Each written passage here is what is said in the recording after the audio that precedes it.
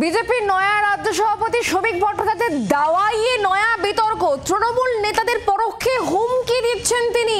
২৬-এর ভোটের পর দাগি নেতাদের গণপিটুনি, বাঁচানোর দায়িত্ব নিতে হবে রাজ্যপালকে। সুস্থ নির্বাচনের জন্য দায়িত্ব নিতে হবে কমিশনকে। শ্রমিকের নিশানায় প্রমাণ লোপাটকারী আধিকারিকরাও।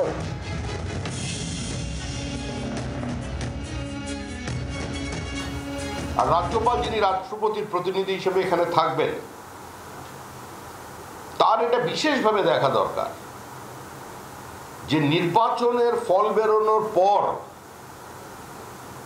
যাতে তৃণমূল কংগ্রেসের যারা চিহ্নিত বোমাবাজ আছেন বা যারা চিহ্নিত পুলিশ অফিসার আছেন, যারা প্রমাণ লোপের কাজ করছেন, সিভিক ভলেন্টিয়ার্সের যে অংশ আছেন, তাদের জীবন এবং তাদের শরীর যাতে অক্ষত থাকে সেটা দেখার দায়িত্ব কিন্তু তখন রাজ্যপাল। কারণ নতুন সরকার এলে তার তো একটা টিদিং পিরিয়ড থাকে, সে তো রাতারাতি সমস্ত প্রশাসনকে ঠিক করতে পারবে না, তার তো ১৫-২০ দিন সময় লাগবে। কিন্তু তার মধ্যে যাতে এরা আক্রান্ত না হয়, তার মধ্যে কোনো লিঞ্চিংয়ের ঘটনা যাতে না ঘটে, সেটা দেখার দায়িত্ব থাকবে রাজ্যপালের। তৃণমূল কংগ্রেসের আইটি সেলের স্টেট ইনচার্জ দেবাংশু ভট্টাচার্য এই মুহূর্তে আমাদের সঙ্গে রয়েছেন টেলিফোনে। দেবাংশু, আপনি শুনেছেন নিশ্চয়ই শ্রমিক ভট্টাচার্যের দাওয়াই। তিনি ২৬-এর ভোটের পর দাগি নেতাদের গণপিটুনি দেওয়ার কথা বলছেন, আর বাঁচানোর দায়িত্ব রাজ্যপালকে নিতে হবে, এটাও তিনি বলছেন। কি বলবেন আপনি? দেখুন, আমি এতদিন ধরে ভাবছিলাম শ্রমিক ভট্টাচার্য অনেকদিন হয়ে গেল সভাপতি হয়েছেন, এখনো দিলীপ ঘোষদের লাইনে আসছেন না কেন। ফাইনালি উনি দিলীপ ঘোষের লাইনে এসে গেছেন দেখে খুব ভালো লাগছে, এবং সুগার কোটেড দিলীপ ঘোষ হওয়ার চেষ্টা করছেন একটুখানি। দিলীপ ঘোষ যে কথাটা মঞ্চে দাঁড়িয়ে বলতেন, চৌরাস্তার মোড়ে নামিয়ে পিঠের চামড়া গুটিয়ে দেবো, একদম মেরে ফেলে দেবো ইত্যাদি ইত্যাদি, উনি সে কথাগুলো বলছেন না, কিন্তু ঘুরিয়ে হুমকি দিচ্ছেন আর কি। খুব ভালো কথা।